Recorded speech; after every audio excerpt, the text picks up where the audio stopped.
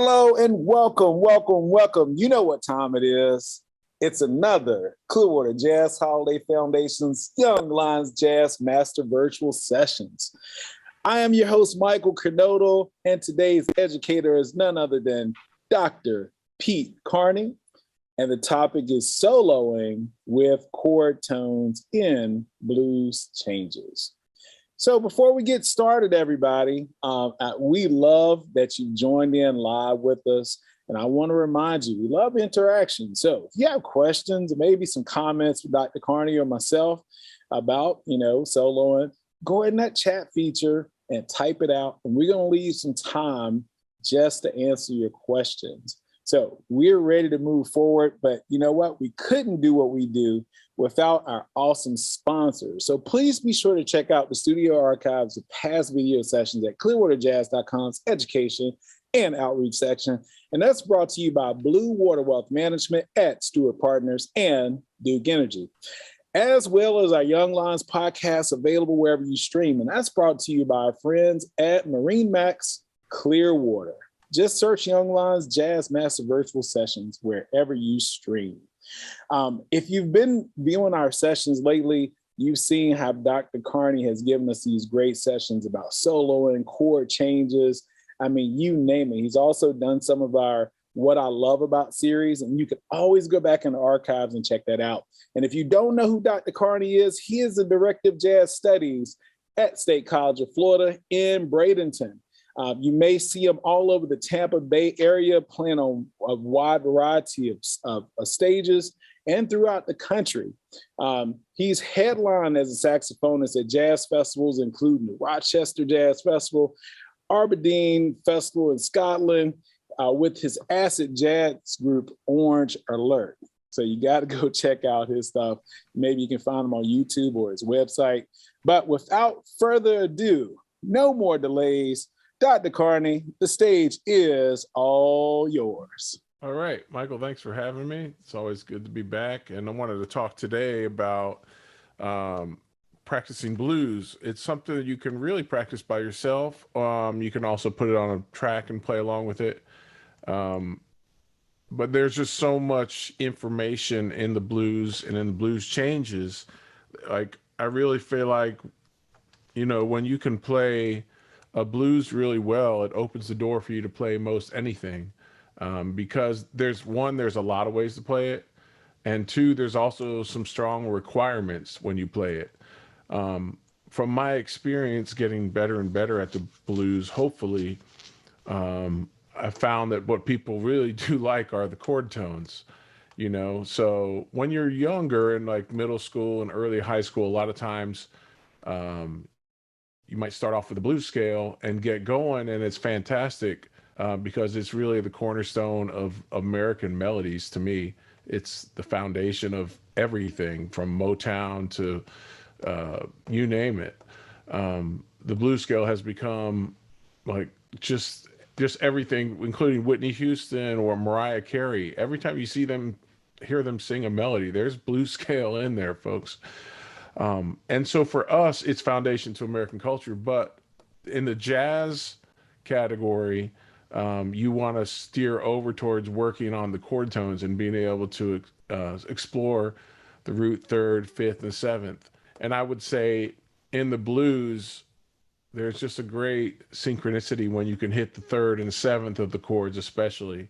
And if you look at famous melodies, what we're going to do for a second first is just walk you through a couple melodies you might have played, and the melodies reveal the research of Thelonious Monk, and they've revealed the research of Sonny Rollins and Coltrane and other people, because you see them playing the third and the seventh a lot. For example, let's just get right into it with Blue Monk. His on the third. The root is B flat. He starts on the third. A nice chromatic note going up from the third to the fifth. The next chord is a concert E flat 7. He starts on the third again. And then this funny lick from the fifth going back down.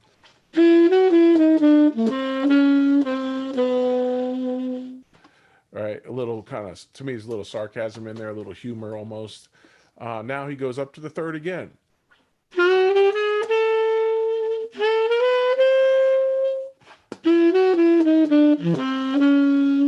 Right, and then the last part is sort of a new melody or a counter melody. If this was Mozart, this would be the second melody.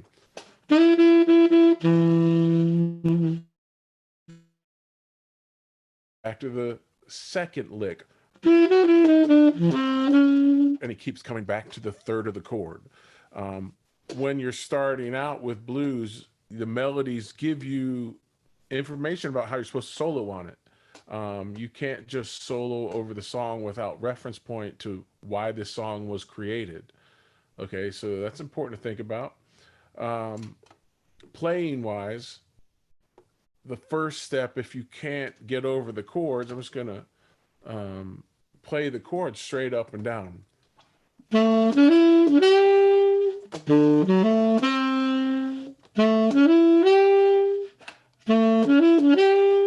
Now, I make all my students do that and memorize the blues that way so that you have a solid foundation of the 4 chord tones. Starting from the root's always going to feel kind of like you're a bass player or kind of wonky, but you're really trying to create a pattern in your head of what notes are valuable.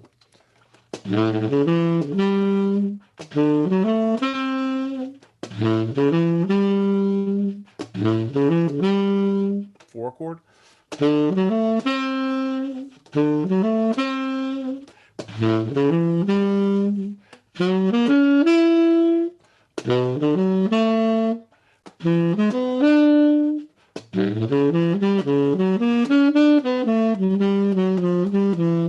And you can start to hear how jazz evolves from this language of Louis Armstrong playing chord tones and really highlighting the nature of songs and the foundational structure of it. Okay, so that's the first thing you should be able to do. And if you're in a great high school program, I learned this from a high school teacher actually that I was like visiting with in Michigan, and he makes his high school jazz combo. They start every tune with this, whether it's the blues or what stablemates or whatever. They go through the tune and they play all of the chords 1, 3, 5, 7 straight up, so that everybody has some basic information. If you can't play those 4 notes, then you need to start there before anything else good is going to happen with jazz. A lot of times, like I was saying before, in middle school, we get people kicked off on the blues scale because it gets you going. And the long way of jazz is to begin the research on the chord tones. And that's where you really start to make progress. When you're stuck in the blues scale forever, it starts to sound like that. It just kind of goes in circles. Beautiful stuff, of course, but it means you only have this one world to bring to the table. You don't have the world of jazz in the dominant chord language as much. All right, so let's look at another melody. If you take Tenor Madness by Sonny Rollins, right, also he starts on the third, and then he starts on the 7th of the next melody, or the next phrase I should say. And he goes back to the first phrase. So the point is, he's showing you his research. He's saying, on this first chord, I'm playing the third, and then check it out. The 7th is a half step below that third. That's kind of a cool sound because your ear hears this, and then he augments it, and he distorts that idea into this. So the first one.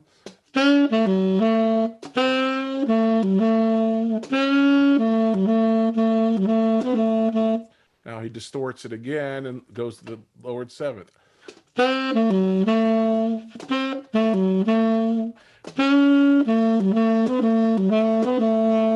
Now it's sort of the counter melody. Might have nothing to do with the first idea. You know, it's hard to think, is it just a great idea, or is it something that's supposed to be different than everything else he's played before? I'll play it again.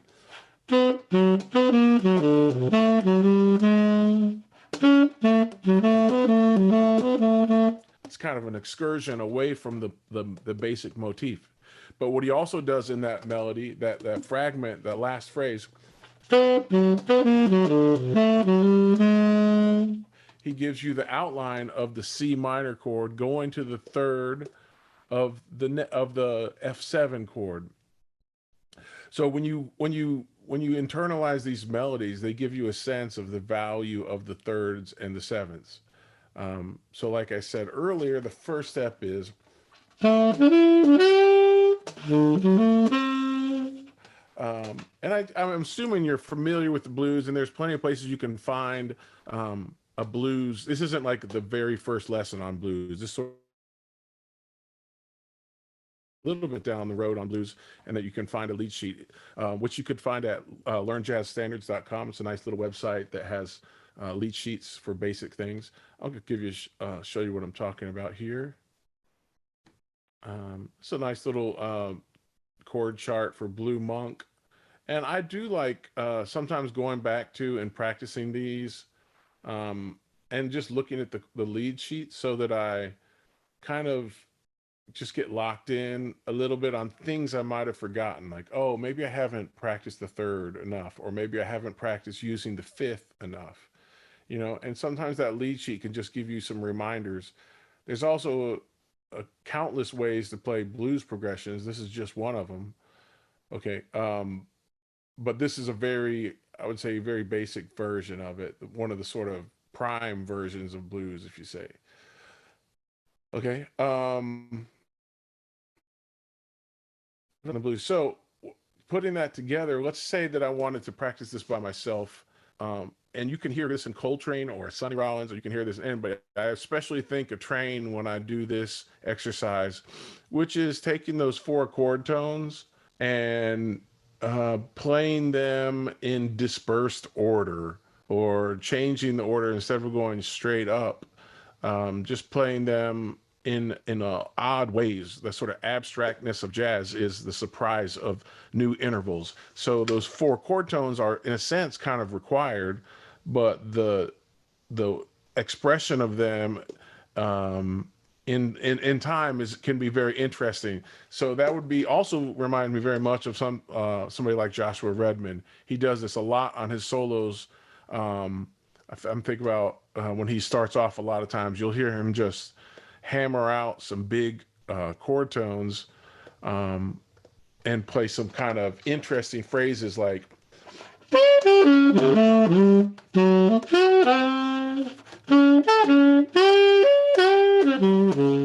very Thelonious Monk also.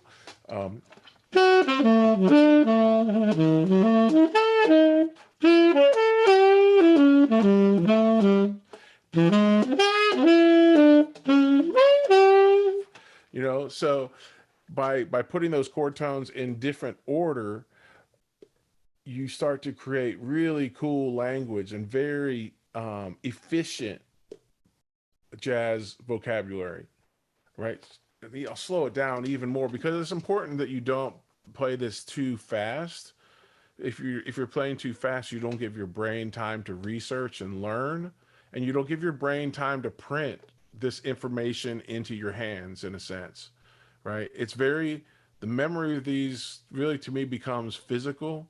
And so when you're holding the keys or you're holding your instrument, your brain is printing to your fingers what success sounds like. Okay. So you can't rush the learning process because you're not learning when you learn something fast. You know, there's just no such thing as learning something in a hurry. All right. So take your time. I'm just going to go from the beginning again, and I'm just going to explore ways to use those 4 notes in a creative way. And I'm always looking for a new way that I haven't done it before. And I still find new ways all the time to play this in a way that I didn't play it last time. That's the cool thing, is that I'm still learning this. Like I'm not teaching you as if I've been through everything. It's a lifelong journey of playing cool notes. And I'm still discovering new ways, but I only discover them really slowly.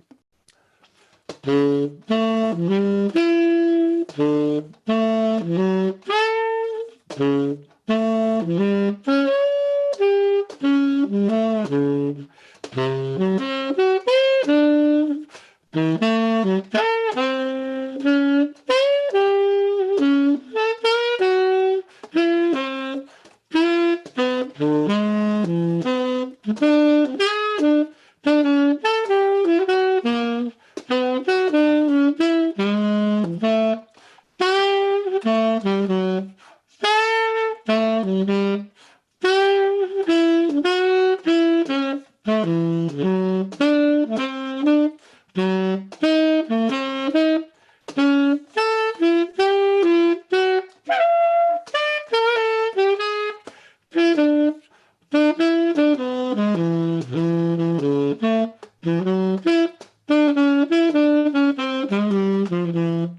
right. Now, if you speed that up, that was stuff I've never played. I can tell you for sure that those licks were a stretch of uh, my potential and thinking about 2 octaves and trying to stretch out over those 2 octaves. If you speed that up, it becomes, I don't want to say it becomes Joshua Redman and Coltrane, but it becomes jazz pretty quickly. So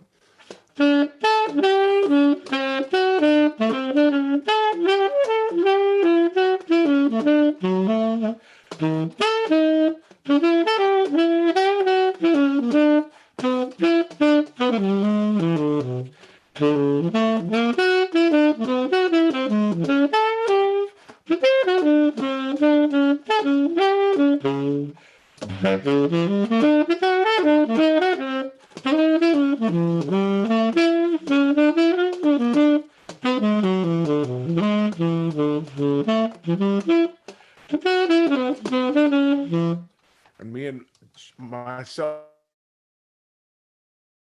I've always had a fight going on, so I still fight my enemy of G7 at the end of the blues. This in this form here right now, it's 2 bars of G7, which I don't really like, but it's good for me to dwell in that neighborhood and say, okay, let me try this instead of using the usual D minor 7 that I would put before that G7. Again, if it forces you outside of your habits, you're probably making progress. Okay, and you can hear, if you check out Coltrane in the mid 60s, you can hear him playing blues like this a lot. You can just, and of course he's playing more stuff than this, but there's something really beautiful about it. There's something really efficient about it. Um, it just allows you and your listener time to check out something in space. This, the leapiness of limiting yourself to chord tones. It lends itself to art, but it's not something your audience doesn't understand. They still get it. I can play that tonight, and people will be totally into it as a first course because it's the space of it gives your sort of average listener a chance to understand the weirdness of it. Does that make sense? If I was too aggressive with it, I think that it can lose people. But the space and the exploration of a few odd objects, in a sense, is something your audience connects with. You give them a way to start understanding abstract reaches of jazz. This is to the average listener, this is like, it's hard for them to wrap their brain around it. Your average person that isn't a jazz fan comes to that and says, it just sounds like he's kind of all over the place, right? So, but they can get with that idea if you use it in a way that is, I want to say, rigorous and restrained. All right. And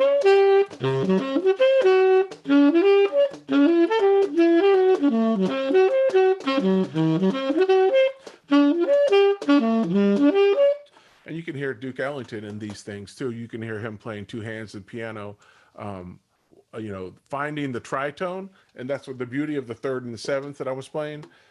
Just the third and the seventh chord gives you this beautiful tritone.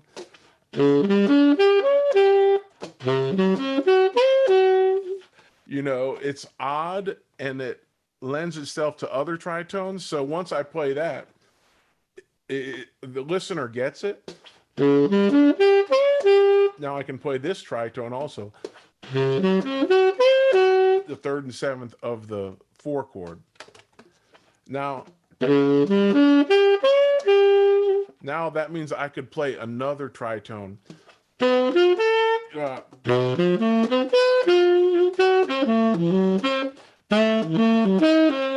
So as you explore abstract stuff within the key, it gives you a bridge to play abstract stuff outside of the key. So it's a little bit tricky to demonstrate as a solo thing, but you can kind of hear.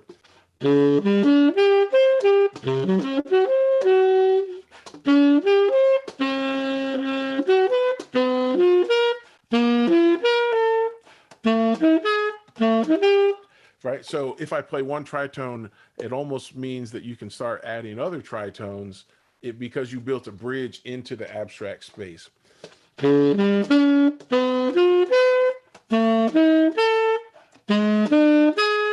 I think of Charlie Rouse a little bit in that. It's not an actual transcription idea, but it feels like him playing with Monk a little bit. You know, they discover intervals inside of the chord, the third and the seventh, and they really kind of take them down the road a bit more than most people. Okay, let's put that together with a track here.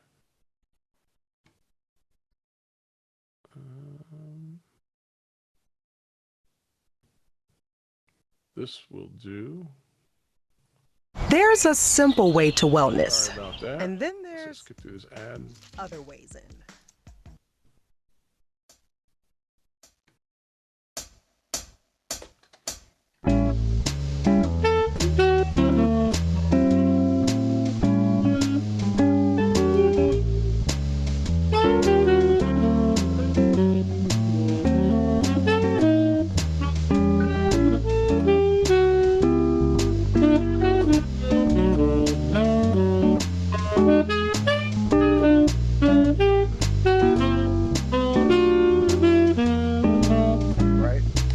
Last two, I played root on this C minor, just so you know what's happening here. I'd set up the tritones over here, and then right here I played C to F sharp, which is not correct, but it is a tritone borrowed from this neighborhood over here. And then I played F to B, which is also not correct technically in terms of this chord. Okay, but because I set up tritones over here, it makes it sound great right here, because the tritone, the logic of your line will always take precedent over the chord that you're heading to. So if you build a bridge with an odd shape, that bridge will carry you over the chord for a little while. It's just kind of a cool thing to explore a little bit. All right, let's go back to the other method we had talked about, which was just sort of banging around the 4 chord tones. Just don't get carried away with the improvisation of the blues, okay? You have to, in order to learn, you have to box yourself out from your habits. And so this little 4-note habit for me is fantastic for building a lot of great, solid playing. I did this for a long time. I mean, a couple years, where I was kind of obsessed with this idea of just playing the 4 notes and trying to make sense out of it.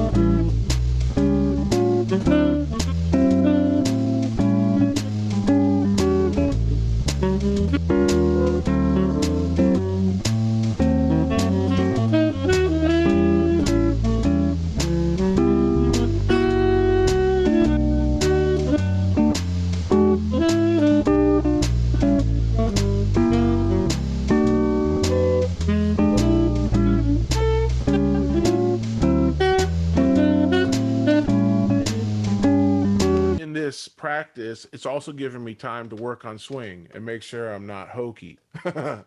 So if you can swing here, you're in pretty good shape. You know, like it builds character in your playing. You can't, it's not all notes.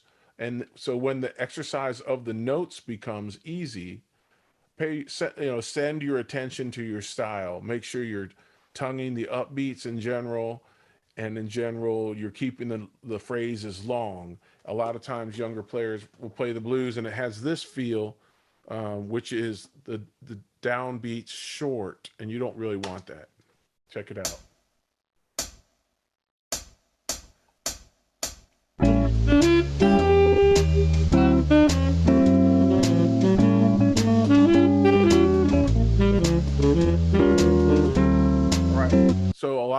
misconception here is that you're not swinging or you're swinging too much. What it really is that you're letting the downbeats get short in the blues, and that's always going to sound, unless you're trying to have fun and you have sort of a comical approach, but it's a really typical problem, which is the downbeats are too tight. I'm going to play that same type of stuff, but make sure that my phrases are generally legato.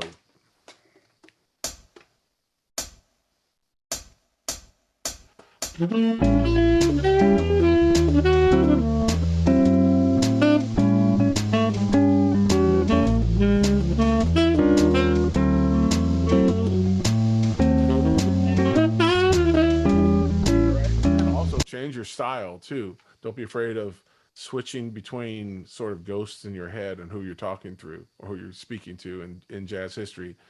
On that second phrase, I kept the notes long. I was still playing the same basic things, but I was making sure that I didn't shorten up. That's really the most common problem, whether you're playing bass or guitar or saxophone, making sure. All right, that's not what you want. What you wanted this. It doesn't mean there aren't short notes. It just means that jazz lines are traditionally, I would say, legato and then shorter than short. Okay, so it's more extreme articulation. Let's go back through this exercise one more time. And now I'm going to maybe stretch out and work on the style of my playing in terms of this simple etude. Okay, it's not simple, I guess, but let's call it rigid etude. I'm going to use like an older style.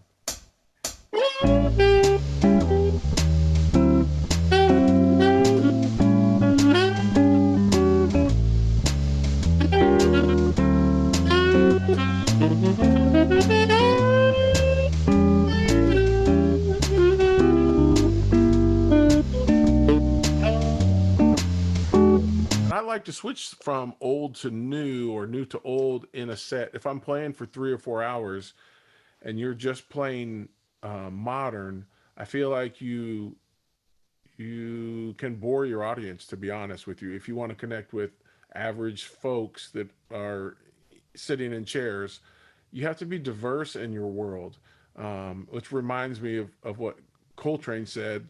They asked Coltrane many times, who's the greatest saxophone player? His answer always was Johnny Hodges. Like, I get it as a musician, but I'm sure it shocked a lot of people because you could hear Coltrane as going against Johnny Hodges in a sense, you know what I mean? Or a modern edge and trying to be new compared to the tradition of Johnny Hodges, but he still had so much respect for the sound of Johnny Hodges and the personality of his playing. So stretch out, personality wise, you have to have, when you play blues, you want to be able to have qualities in a sense. You can't just steamroll people with one bebop personality in order for audiences to like you. They generally won't like you. So you have to think of it as almost like different players on the baseball field, you can't all be home run hitters. You have to have all these diverse choruses. So I'm going to put together a couple choruses here and maybe go from an older Lester Young generation to the more modern stuff. And I don't know if I would do this in one solo this extremely, sort of going from, jumping through decades, but it is a good exercise. All right.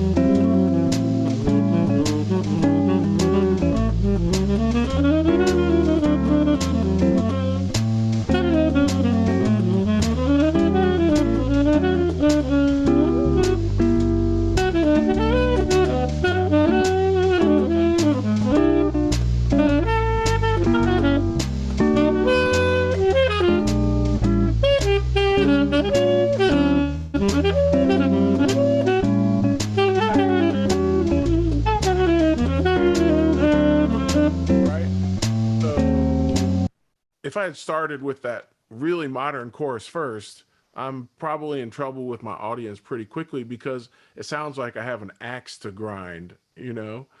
It doesn't mean you have to start in ancient history, okay, of jazz, like, but you do want to give your audience a chance to hear your sound. They want to hear you play some basic chord tones, and they want to get settled into your story and give them a sense, like a second to sort of transition out of the soloist that came before you. You can't just come in blazing and you don't have that lull. You know, if you listen to Beethoven symphonies or whatever, you hear that, you know, he stomps around for a while, but then he calms down and lets the audience chill out before he comes back up again. So in the music, you have to sort of be aware of that in your audience. And well, you can kind of feel it if you're paying attention. You know, if you're paying attention to your audience more than yourself, you'll feel what should happen next. Sometimes it's the opposite of the soloist before you. Sometimes it's an extension of that. It just depends if they've heard, you know, 10 minutes of bebop solos coming at them. There's no way you could come out with something that strong. I feel like you're asking too much of their attention span in a sense. They haven't had a chance to sort of slow down for a second. So in that case, let's say that I had a whole bunch of people play a bunch of hot stuff before me. I might just come in with some thirds and sevenths, and it can still be modern. It doesn't have to be traditional in a sense, but the space is important because the space allows you to showcase your faster stuff at the end of your solo rather than at the beginning. So I'm going to start with a little bit of space here.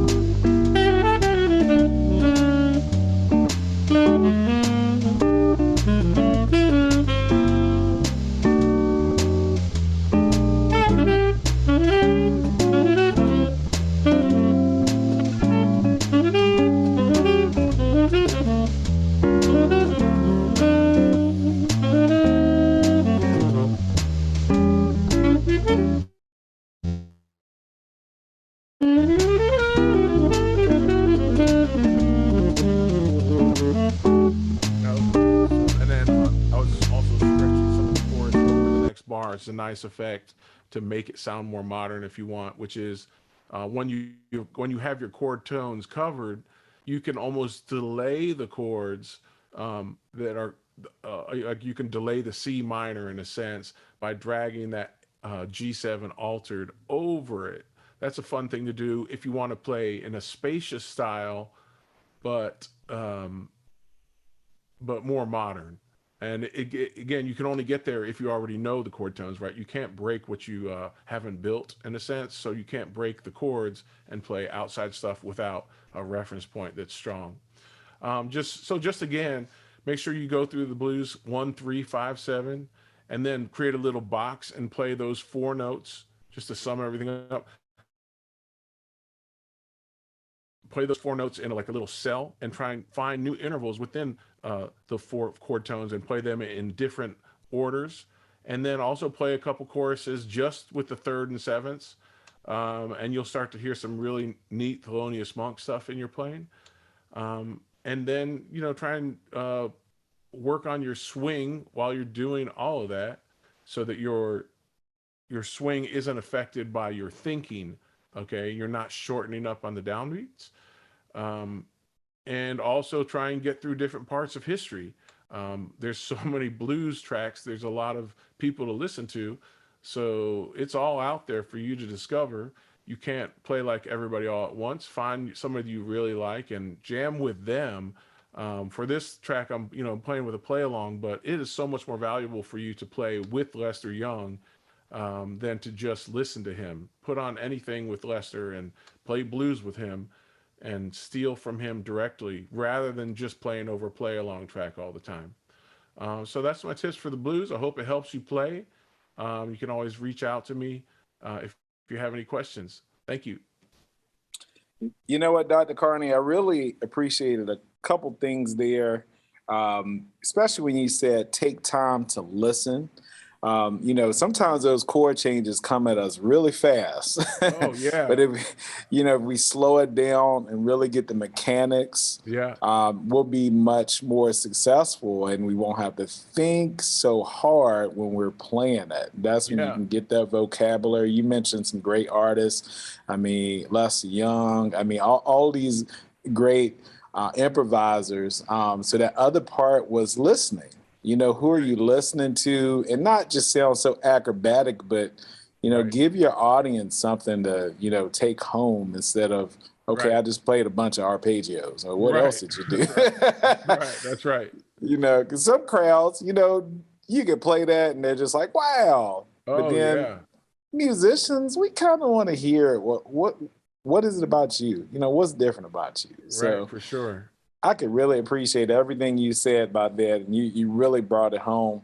And, I really want to encourage our listeners to, if you really like what Dr. Carney said, I promise you, in his past sessions as well, he has so many nuggets of knowledge as far as an educator in music and also a performer. I mean, he's a real deal. So go back to our archives, check that out. And also, maybe there's something you haven't heard yet. Maybe it's a topic or maybe a musician you want more research on, and we can help you with that. You know what? Email us. We would love to hear from you. You can email us at info@clearwaterjazz.com. So thank you so much, Dr. Carney. We love these sessions. We're looking forward to the next one. I've been your host, Michael Carnodal. This has been Dr. Carney here. And then, like we always say around here, until next time, keep it swinging, everybody. Bye-bye. Thank you.